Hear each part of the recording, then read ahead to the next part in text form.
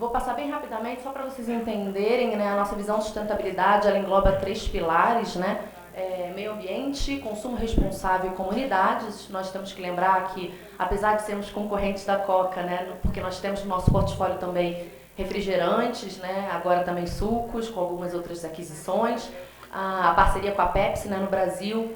A Ambev é engarrafadora e nós engarrafamos e comercializamos Pepsi, né, a Ambev, então nós somos concorrentes de alguma forma, mas o nosso grande core business são bebidas alcoólicas, né, então é super importante quando a gente fala de sustentabilidade também integrar a questão aí da visão do consumo inteligente dos nossos produtos, né, para reduzir toda a chance aí de consumo indevido. Eu vou focar hoje falando da plataforma de meio ambiente. Quando a gente fala de meio ambiente, a gente fala dentro dos muros e fora dos muros, né? Na nossa área, quando a gente fala das principais iniciativas para dentro dos muros, elas estão muito relacionadas a compromissos públicos globais, que a gente tem no Brasil, mas que a gente tem fora, que vem, né, em todos os países, na verdade, onde nós operamos, são compromissos iguais. São essas 8 metas globais de meio ambiente, que têm que ser entregues até 2017. Com muita felicidade, né, eu informo que 3 delas já foram batidas, né, com 2 ou 3 anos de antecedência. Eu tô sinalizando ali as 3 primeiras, porque para vocês verem o tamanho da importância que a água tem quando a gente fala da nossa plataforma de meio ambiente, né. Das 8 metas globais, 3 delas são associadas à água, não só ao consumo interno, mas olhando a cadeia de valor como um todo, né. E sendo uma delas, eu queria reforçar aqui que é exatamente as medidas de proteção e preservação de bacias que a gente vem discutindo tanto esses dias. Falando de como a gente entrega então e faz gerenciamento de recursos hídricos, né? A gente tem essa visão que nosso principal objetivo então é ampliar a segurança hídrica no Brasil. Para isso a gente atua internamente, né? Peço perdão aí, eu acho que teve uns probleminhas de formatação. Mas a primeira coisa que nós fazemos, que eu sempre brinco, é ser limpinho, né? Ser limpinho é fazer bem feito dentro de casa. Isso é o mínimo que uma empresa tem que fazer. Então, ser eficiente na gestão de recursos hídricos internamente. Então, a gente está falando de redução no consumo interno, a gente está falando de reciclagem e reutilização de efluentes, a gente está falando de, óbvio, um bom tratamento de efluente para garantir que a gente também não está poluindo as fontes hídricas e também o monitoramento, então, desses corpos receptores, né, que recebem então nossos efluentes.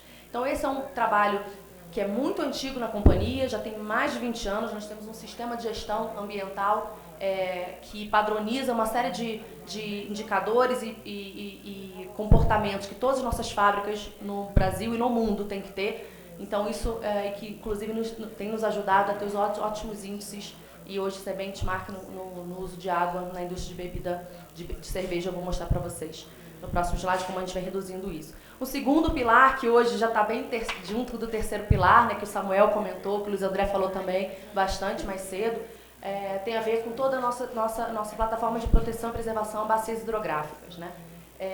A gente começou nossa primeira iniciativa em 2010, né?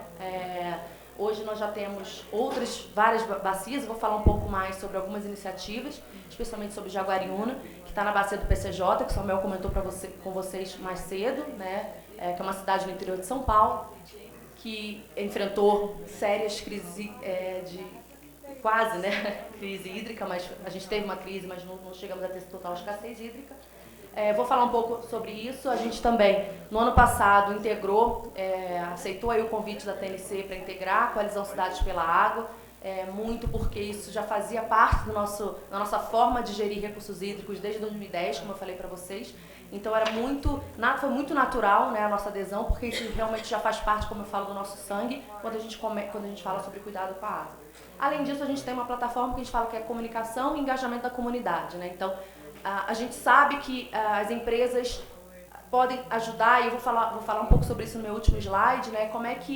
Por que colaboração funciona tão bem, né? Porque a gente usa o melhor que cada um tem para usar, né? Você usa as fortalezas de cada parceiro. E uma das nossas fortalezas quanto empresas é o poder também econômico que a gente tem na localidade onde a gente está, a forma que a gente tem de influenciar também e tentar dar visibilidade para as iniciativas que a gente faz. E quando a gente fala de água, vocês sabem disso, acho que vocês são grandes conhecedores do tema muito mais do que eu, né? A água nunca, no Brasil especialmente, nunca foi pauta pública, nunca teve na discussão da sociedade em geral, isso era uma coisa de especialista, de governo, até no governo, né? A gente tem um pouco mais de dificuldade para tratar esse tema. Então, a gente tem um papel muito importante, eu acho, enquanto empresa, de ajudar esses especialistas a trabalhar e trazerem cada vez mais para a pauta pública, para a discussão, o tema água. Afinal de contas, a gente só valoriza aquilo que a gente conhece, né? Então, a gente tem que trazer isso cada vez mais. E, por outro lado, tem uma iniciativa muito importante também, que é de engajar o nosso time. A gente tem mais de 30 mil funcionários somente no Brasil, e essas pessoas, como o Luiz André também comentou, a gente tem desde gerentes de meio ambiente, que hoje têm assento em todos os comitês de bacia, tem um papel importantíssimo de engajar, influenciar e também compartilhar nossos aprendizados de gestão interna de uso de água, mas também os nossos outros colaboradores, que inclusive nesse mês agora, eu estava olhando o grupo, a gente tem, nesse mês a gente está chamando do mês do meio ambiente, né, nossos funcionários no Brasil inteiro estão fazendo ações junto com a comunidade para levar esse tema, não só água, mas reciclagem, resíduo, todos os temas de meio ambiente que são importantes para trabalhar em conjunto com a comunidade. Falei sobre a nossa grande preocupação, né, de internamente ter um consumo consciente, né, de água. A gente já reduziu em mais de 40% o nosso consumo interno, nosso índice de utilização de água. Esse índice é um índice que ele integra tanto cerveja quanto refrigerante, então a gente tem consumo de água bem mais elevado na produção e fabricação de cerveja, por conta do processo de fermentação, de braçagem. A gente, então, em 2002, tinha um índice de 5,36 litros de água para litro de bebida produzida. A gente, no ano passado, fechou em 3,17. Isso faz, esse indicador é o indicador do Brasil. A ABI, como um todo, tem um índice de 3,14, o que faz dela a cervejaria com mais eficiente no uso de água. Isso é um grande motivo de orgulho para a gente, porque a gente tem um time de meio ambiente muito focado em todas as nossas fábricas para realmente integrar esses indicadores. Então, apesar de a gente já ter batido essa meta, a gente vai continuar reduzindo o consumo, e são metas que, independente de a gente já ter batido as nossas metas globais, todo ano a gente tem metas mais audaciosas e a gente vai continuar reduzindo então esse consumo. Falando um pouco de estratégia de água, né, isso aqui é meio que uma transição para o que eu vou falar um pouco de preservação de bacia. É muito importante que a gente tenha hoje um approach de gestão de riscos hídricos nas nossas fábricas e nossas operações. Então, tudo que a gente faz, inclusive, de iniciativas para a conservação da água, elas estão muito direcionadas a essa análise de risco. Essa análise de risco ela é feita com base numa metodologia da WRI, que eu acho que muitos de vocês devem conhecer. Aquelas fábricas que forem identificadas como fábricas de alto risco, elas são obrigadas a terem planos de ações, e esses planos de ações são acompanhados em calls trimestrais, globais, onde a gente acompanha efetivamente o que está sendo feito nessas fábricas, né? E quando a gente fala de risco, a gente está falando de risco físico, regulatório e reputacional. Então, mesmo que às vezes a gente tenha uma fábrica em que ela não esteja sentindo, nesse momento, um risco físico, né, um risco de falta de água eminente, ainda assim, se a gente tem uma localidade, a gente tem uma fábrica exatamente que passa por isso no Brasil, a nossa fábrica em si não tem problema hoje de abastecimento de água, mas a gente está numa comunidade onde a comunidade sim enfrenta problemas de abastecimento. Então isso por si só já faz com que essa fábrica seja uma fábrica de alto risco e por isso a gente tem uma série de medidas, uma delas é as medidas de proteção e preservação de bacias hidrográficas. Outras são exportação de efluentes para uso reuso em outras indústrias, inclusive, para reduzir a utilização das fontes hídricas. Então tem uma série de iniciativas, só queria mostrar um pouco para vocês como é que é feita a gestão e por que a gente chega hoje, por que a gente cria, e por que a gente tem hoje um pilar tão importante que é esse de preservação e proteção de bacias hidrográficas. Isso realmente está conectado com todo o nosso sistema de gestão ambiental interno. Por isso, então, que a gente criou o programa Bacias e esse programa, como eu mostrei para vocês, a gente tem uma meta global, uma das 3 metas de meio ambiente é atuar em medidas de preservação de bacias, não só no Brasil, mas em vários outros países do mundo, onde nós temos operações e onde nós temos fábricas em locais com alto estresse hídrico. Quando nós falamos de preservação de bacias, né, tudo começa com as práticas de conservação internas, que eu já falei para vocês. A gente também tem um trabalho grande, que eu comentei rapidamente, a gente tem 3 fábricas no Brasil já fazendo isso. A gente exporta efluente tratado, 100% tratado, para outras indústrias utilizar nos seus próprios processos produtivos, além de reutilizar tudo internamente como o máximo que a gente pode. Só para lembrar, nós somos uma empresa de bebidas, então a gente não consegue reaproveitar água tratada, né, para processo de produção como a água nobre, então a gente tem limitação de como a gente consegue reutilizar a água, por isso então a gente desenvolve parcerias com outras indústrias para que eles reaproveitem esse efluente, desde para irrigação de cana-de-açúcar até para produção de alumínio, como a gente tem numa cidade, no Maranhão, que é no Brasil. Além disso, tem um pilar que é muito importante quando a gente fala em gestão de bacia. Nossos projetos todos têm que ser feitos em parceria com o Comitê de Bacias, que hoje é a governança oficial, né, da água no Brasil. Então tem um trabalho muito grande que nós entendemos que é o nosso papel de participar e estar cada vez mais atuando juntamente com eles para melhorar a gestão nesses fóruns, que são super importantes. A gente tem investimentos em infraestrutura verde, como vou mencionar com vocês, acho que o Samuel também já falou, já comentamos sobre a coalizão. São investimentos que a Ambev faz, né, desde 2010, com N parceiros distintos, para preservar bacias em vários lugares no Brasil. E tem aí o terceiro ponto que eu também tinha comentado, né, que é super importante, que é esse reconhecimento, a comunicação e também o compartilhamento de boas práticas nesses projetos. Não vou passar sobre nessa metodologia, porque nossos colegas da TNC explicariam muito melhor do que eu, mas o que eu queria mostrar e aqui eu vou contar uma historinha de bastidores, né? Quando a gente fala de infraestrutura verde, o Luiz André deve concordar comigo, nas nossas empresas, né? Tem gente que fala, não entendo, do que vocês... Bacia, mas o que é bacia? A gente, né, lida com muitas pessoas diferentes, né, com várias formas distintas de conhecimento sobre o tema, é um tema às vezes muito técnico, então eu fiz essa analogia uma vez para uma pessoa da alta direção da minha empresa, para mostrar como é que funcionava o projeto Bacias. Então eu fiz uma analogia de ir para o médico, falei, olha, uma bacia tem uma doença. A gente tem que entender primeiro qual é a doença dessa bacia e depois dar o remédio da bacia, né? Então por isso que eu boto ali aquelas imagens, eu botei para vocês para contar um pouco desse bastidor, porque é a forma que a gente tem de engajar cada vez mais a nossa liderança e tem que falar um pouco de forma com que eles entendam todo esse trabalho, que ele é longo, extenso, de longo prazo, médio e longo prazo, como o Samuel bem comentou, e que a gente tem então uma série de desafios para endereçar dentro da companhia. Um dos nossos projetos de maior êxito é o programa Bacias, de Jaguariúna. Várias pessoas já comentaram aqui, dos parceiros que estão aqui, né? A Rafaela, levanta assim a mãozinha, Rafa. É a diretora de meio ambiente da Prefeitura de Jaguariúna, que é a grande responsável por a gente ter esse projeto como ele está hoje. Isso começou em 2013, né, Samuel? Quando a gente procurou a TNC para começar a desenvolver esse projeto, fomos na Prefeitura, engajamos a Prefeitura, porque o Tarcísio também é um super amante e defensor aí dessa causa na cidade. E desde então, fomos trazendo uma série de parceiros, o Comitê de Bacia, a própria ANA, né? A gente hoje já tem recursos do produtor de água, recursos da ANA, para hoje fazer uma parte das nossas práticas de conservação. A gente já tem, por exemplo, uma série toda a legislação municipal foi criada para que efetivamente o programa Bacias vire uma política pública. Isso é uma grande preocupação para a gente, porque a gente quer que sejam projetos sustentáveis, né? Então, isso é uma questão super importante. E a gente já lançou o primeiro edital, já tem 5 produtores trabalhando, já começamos a atividade de restauração. Essa é uma foto que eu gosto muito, foi um dia que eu falei que eu até chorei, que eu fiquei muito emocionada. Foi quando a gente efetivamente começou as ações de restauração, numa primeira propriedade de Jaguariúna. Naquela foto estão os grandes responsáveis, acho que por isso tudo, né? Então você tem a Embrapa, que faz toda a preocupação com o monitoramento hidrológico, todos os nossos parceiros, não vou falar muito, meu tempo acabou, gente.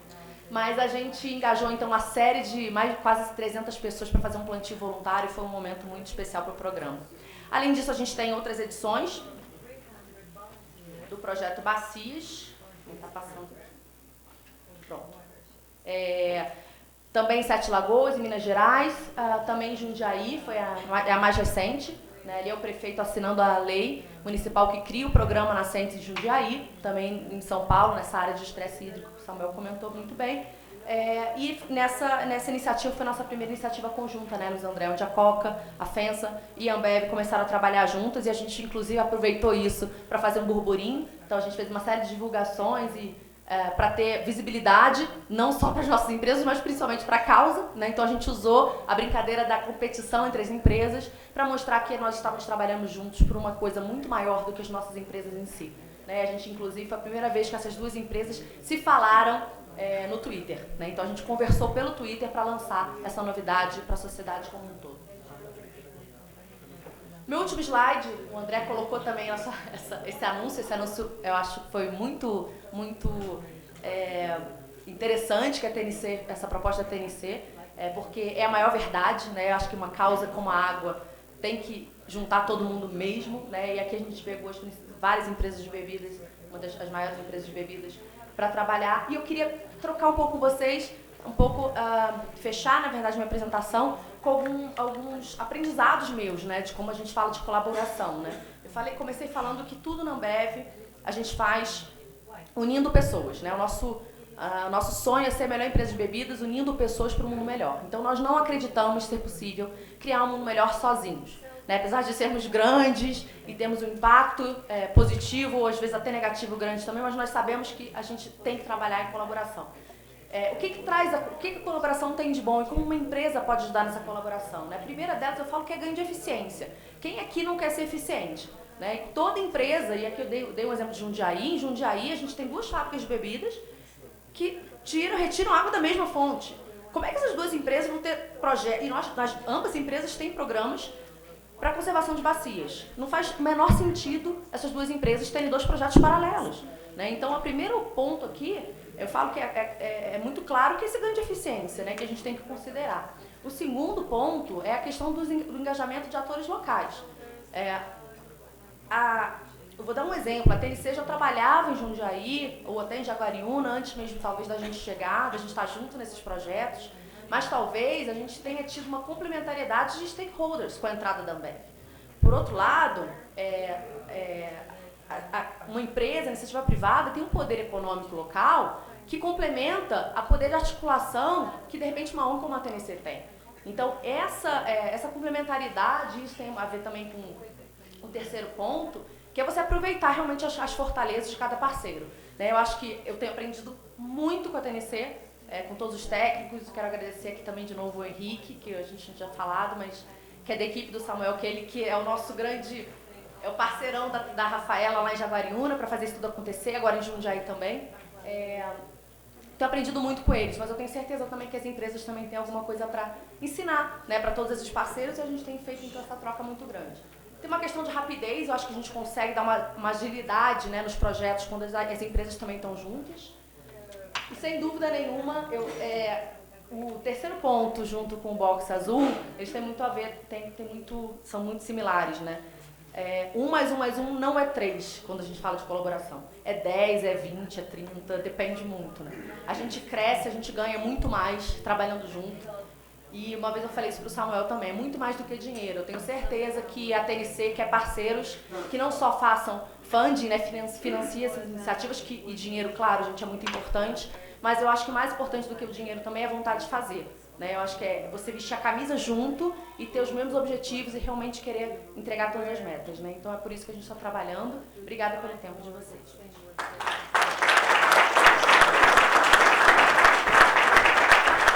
Gracias, Valeria. Don Fernando, por favor, les agradezco a los ponentes que nos mantengamos en el tiempo para que el público pueda participar. Gracias.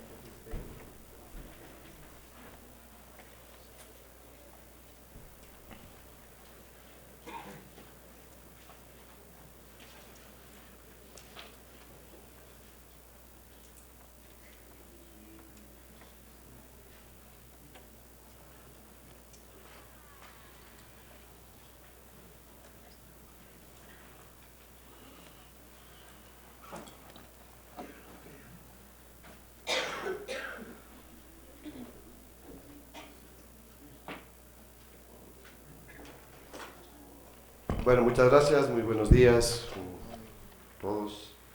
Un gusto, como Gobierno Provincial de Tungurahua, hacer una exposición aquí en un tema tan importante como es el manejo del recurso hídrico. Quizás por las condiciones en las que nosotros tenemos, para nosotros este ha sido uno de los objetivos fundamentales de gestión.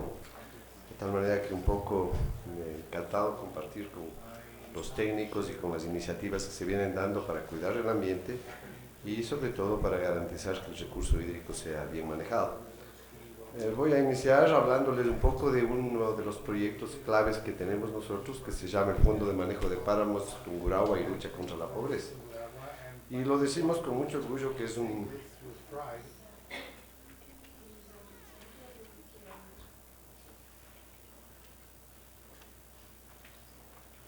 Primero les describo un poco dónde está nuestra provincia. Nuestra provincia está en el centro del Ecuador. Tenemos una superficie de 3.300 kilómetros aproximadamente, un poco más de medio millón de habitantes. Tenemos el 53% de la población rural, una densidad poblacional calculada sobre la totalidad del territorio de 158 habitantes por kilómetro cuadrado. Y como característica histórica es que tenemos un clima y recurso hídrico especial. Somos una provincia seca, tenemos un periodo de estiaje, más o menos 4 o 5 meses en el año, en el cual el estiaje nos ocasiona que la demanda de agua supere en el 40% a la fecha. Un poco la relación de disponibilidad del territorio, y por eso he mencionado el tema de que cómo estamos en cuanto a la utilización del terreno. El 30% es parte de las áreas protegidas del país. Somos copropietarios de 2 parques nacionales y obviamente páramos de carácter de preservación, y un 20% es no cultivable, de tal manera que nuestro terreno cultivable en realidad se baja a la mitad de nuestra área total, lo cual nos da densidad poblacional de casi 300 habitantes y pico por kilómetro.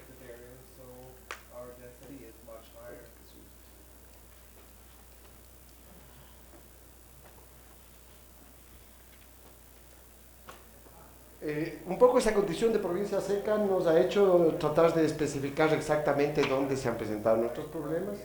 El principal problema lo hemos tenido en las áreas naturales, en los páramos. Hemos perdido recursos hídricos por invasión de frontera, por utilización de invasión de animales, por acciones humanas en la zona, en fin. Tenemos limitaciones en las condiciones de agua, unas condiciones de agua que no son las más adecuadas históricamente. Quizás vale la pena mencionarles que en nuestro territorio la principal característica que nos ha hecho desarrollar ha sido que nuestros habitantes desde hace muchos años, más o menos 150, 200 años, decidieron cambiar la geografía de la provincia construyendo canales de riego de este tipo, acequias de tierra, pequeñas acequias les llamamos en Ecuador, donde se fue transformando los territorios en vergeles muy interesantes, porque fueron cambiando espacios que eran totalmente secos utilizando el agua. Tenemos un deficiente aprovechamiento, hemos tenido a lo largo de nuestra historia un deficiente aprovechamiento del agua, mezcla con la contaminación, aspectos que realmente nos han hecho decidir que haya un tema prioritario para la acción. Y un poco ahora sí les voy a hablar de lo que ha significado un nuevo modelo de gestión en la provincia. ¿Qué es lo que encontramos nosotros? Quizás aquí un poco meto mi presencia política. Yo fui electo prefecto de la provincia el año 2000 por esta decisión de salirme del sector privado una temporada y contribuir con el sector público. Pero la verdad es que lo primero que encontré es que estas condiciones especiales que tenía la provincia no habían sido enfrentadas con participación de la gente. Entonces decidimos plantear entre todos los actores sociales y políticos de la zona un modelo de gestión diferenciado.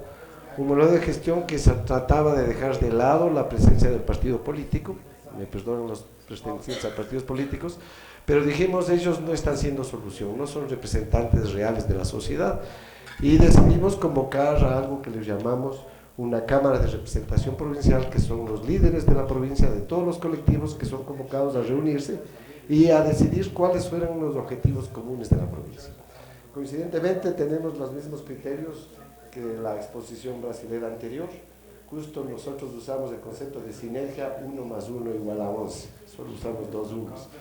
O sea, usamos la presencia social con la presencia de un gobierno que respeta la posición social. Ese ha sido el fundamento de nuestra gestión. Y claro, definimos cuáles eran los objetivos de la provincia. En esa época estaban de moda los planes estratégicos. Nosotros dijimos, no necesitamos un plan estratégico con mesas de participación, sino necesitamos de que todos los habitantes de esta provincia estemos integrados en los objetivos comunes. Y encontramos que estos líderes se identificaban en 3 grandes acciones. Todos querían un buen manejo del recurso hídrico, agua, ambiente. Todos querían una fuente de trabajo segura con un mayor valor agregado, con características de disponibilidad de empleo, y todos querían bienestar para la gente. De tal manera que generamos 3 grandes ejes que se llamaron agua, gente y trabajo, y ahí les convocamos a cada uno de esos líderes a que se ubiquen en el que más les gustaba, y generamos 3 grandes parlamentos. Es importante mencionar que en esta representatividad creamos una junta de gobierno, irrumpiendo inclusive en la organización política del país, porque teóricamente el prefecto es el que maneja la provincia solito. Nosotros dijimos, no, tiene que haber una junta de gobierno que maneje esto. Y en esa junta de gobierno deben estar integrados el prefecto, los alcaldes de los diferentes municipios, las juntas parroquiales y el gobernador, que en el caso del Ecuador es el representante del gobierno nacional, un representante que existe del presidente. Y tenemos a la sociedad civil, que tiene además representantes por género, por grupos etarios. Los movimientos indígenas de Tungurahua, tenemos alrededor de un 15% de población indígena pura, de tal manera que consideramos que ellos debían tener una representación directa. Las cámaras transportistas, las universidades, porque consideramos que la unión con la academia es fundamental, y obviamente la presencia de los grupos, si se quiere, vulnerables de la provincia, niños, adolescencia y adultos mayores. ¿Qué es lo que logramos con esto? Un nuevo modelo de gestión. Consideramos que se administre y gobierne de consensos, porque en estos parlamentos es donde se generan las necesidades de cada uno de esos grandes ejes, agua, gente y trabajo, y en cada uno de ellos se determina a dónde queremos ir, y eso nos ha determinado lo que le llamamos la agenda Tungurahua. Es una agenda que representa a dónde tenemos que actuar tanto el sector público como el sector privado para obtener los objetivos planteados por el sector social. Los 3 ejes fundamentales nos permiten además conversar entre todos, y destaco por la participación en este evento de lo que me planteaba el Parlamento Agua. El Parlamento Agua reconoce fundamentalmente el recurso agua como fuente de vida, plantea una gestión general del manejo de los recursos hídricos en 3 ejes fundamentales. Los descompone en nuestra provincia: páramos como origen del agua, riego para utilización del agua en el sector productivo y agua potable. Esta es una foto de nuestro Parlamento. Ahí estamos nosotros definiendo cuál es el objetivo del Parlamento. Queremos incrementar el recurso agua en calidad y cantidad mediante un manejo apropiado de todos los recursos hídricos. ¿Qué es lo que hemos planteado? Entonces, ¿qué nos han planteado las gentes? Y esto es lo que me parece que es importante transmitirles a ustedes como una experiencia positiva. ¿Qué es lo que nos ha pedido la gente? Primero, ayúdennos a evitar que en las épocas de estiaje no tengamos agua. Y para ello hemos decidido construir reservorios estacionales, nosotros llamamos vasos de regulación. Hemos logrado ya construir 2 en este lapso de los últimos 15 años, tenemos 2 en perspectiva adicional, pero esto nos permite hacer una gestión un poco más oportuna. Hemos mejorado la conducción, esos